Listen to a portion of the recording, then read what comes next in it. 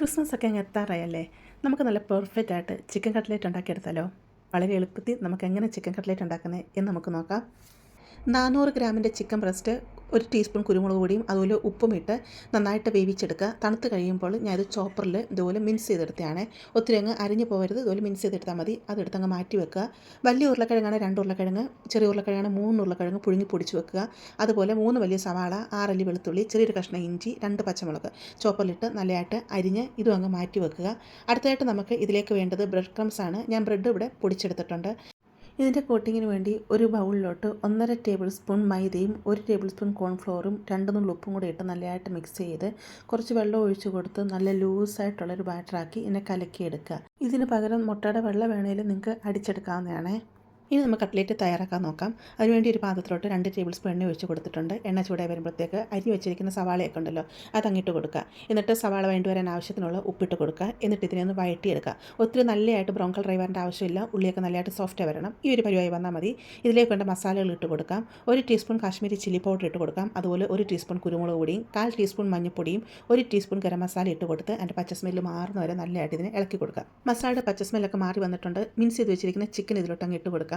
ഇട്ട് നല്ലതായിട്ട് ഇളക്കിയെടുക്കുക. എന്നിട്ട് തീ കൂട്ടിയിട്ട് ഇതിനെ ഒന്ന് ഫ്രൈ ചെയ്ത് എടുക്കണം. എന്ന് പറഞ്ഞാൽ ചിക്കൻ ഒത്തിരി അങ്ങ് ബ്രൗൺ കളറായി ഫ്രൈ ആയി വരണ്ട. എന്നാലും ജസ്റ്റ് ഒന്ന് ഒരു 5 മിനിറ്റ് ഇതുപോലെ ഒന്ന് ഫ്രൈ ചെയ്തെടുക്കുക കേട്ടോ. ചിക്കൻ ഇവിടെ ഫ്രൈ ആയതുപോലെ ആയി വന്നിട്ടുണ്ട്. ഈ ഒരു പരുവായി വന്നാൽ മതി. പുഴുങ്ങി പൊടിച്ച് വെച്ചേക്കുന്ന ഉരുളക്കിഴങ്ങ് ഇതിലോട്ട് അങ്ങിട്ട് കൊടുക്കാം. എന്നിട്ട് നല്ലതായിട്ട് ഇതിനെ മിക്സ് ചെയ്ത് കൊടുക്കാം. എന്നിട്ട് ഞാൻ ഇതിലോട്ട് കുറച്ച് മല്ലിയിലയും കൂടി ഇട്ട് കൊടുക്കുന്നുണ്ട്. എന്നിട്ട് നല്ലതായിട്ട് നമുക്ക് മിക്സ് ചെയ്തെടുക്കാം. ഇപ്പോൾ ഇത് നല്ലതായിട്ടൊരു നനവ് പോലെ ഉണ്ടല്ലോ. അപ്പോൾ ഇതൊന്ന് ടൈറ്റായി കിട്ടാനായിട്ട് ഇതിലോട്ട് കുറച്ച് ബ്രെഡ് ക്രംസ് ഇട്ട് കൊടുക്കുന്നുണ്ട്. ഞാൻ 2 കപ്പ് ബ്രെഡ് ക്രംസ് ആണ് ഇതിലോട്ട് ഇട്ട് കൊടുത്തത്. ബ്രെഡ് പൊടിച്ചതാണ് ഇട്ട് കൊടുത്തത് കേട്ടോ. എന്നിട്ട് നല്ലതായിട്ട് മിക്സ് ചെയ്ത് എടുക്കാം. ഈ സമയത്ത് തീ ഓഫ് ചെയ്യാവുന്നതാണ്.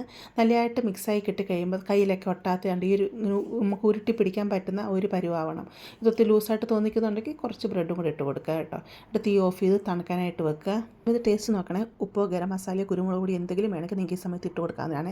ഇതിപ്പോൾ നല്ലതായിട്ട് തണുത്ത് വന്നിട്ടുണ്ട്. നമുക്കിതിനെ കട്ട്ലേറ്റിൻ്റെ ഷേപ്പ് ആക്കി എടുക്കാം. എൻ്റെ ഇതുപോലൊരു ഹാർട്ടിൻ്റെ ഷേപ്പുണ്ട്. ഞാൻ ഇതിലാണ് ഷേപ്പ് ആക്കി എടുക്കുന്നത്. നിങ്ങൾക്ക് കയ്യിൽ ഉരുട്ടിയിട്ട് ബോളായിട്ട് ഇങ്ങനെ കട്ട്ലേറ്റിൻ്റെ ഷേപ്പ് ഉണ്ടല്ലോ, ആ രീതിയിലാക്കിയെടുക്കാം. അല്ല സ്പൂണിൽ നിങ്ങൾക്കിത് പിടിച്ചെടുക്കാവുന്നതാണ്. ഇഷ്ടമുള്ള ഷേപ്പിൽ ഇതാക്കിയെടുക്കാവുന്നതാണ് കേട്ടോ. ഇവിടെ എല്ലാം ഞാൻ ഇതുപോലെ ഷേപ്പ് ആക്കി എടുത്തിട്ടുണ്ട്. എനിക്കിത് മൊത്തത്തിൽ 25 പീസാണ് കട്ട്ലേറ്റ് കിട്ടിയിരുന്നത് കേട്ടോ. കോൺഫ്ലോർ മൈദയും കൂടെ മിക്സ് ചെയ്ത് വെച്ചിരുന്ന ആ ഒരു ബാറ്റർ ഉണ്ടല്ലോ, അത് നല്ലതായിട്ട് ഒന്നും കൂടെ ഇളക്കി കൊടുക്കുക. അതിൽ ബ്രെഡ് ക്രംസ് എടുത്ത് വെച്ചിട്ടുണ്ട്. ഈ കട്ട്ലേറ്റ് നമ്മൾ ചെയ്തെടുത്തത് ഇതിൽ ഡിപ്പ് ചെയ്തെടുക്കുക. എന്നിട്ട് ബ്രെഡ് ക്രംസിലും ഇതുപോലെ മുക്കിയെടുക്കുക കേട്ടോ. എല്ലാം ഇതുപോലെ നമുക്ക് ചെയ്തെടുത്തുകൊണ്ട് വരാം.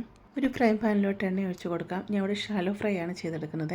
എന്നിട്ട് കട്ട്ലേറ്റ് ഇതിലോട്ട് ഇട്ട് കൊടുത്ത് നമുക്ക് ഫ്രൈ ചെയ്തെടുക്കാം. തീ മീഡിയത്തിലിട്ട് കൊടുത്ത് തിരിച്ച് മറിച്ച് വിട്ട് നമുക്കിതിനെ ഫ്രൈ ചെയ്തെടുക്കാവുന്നതാണ്.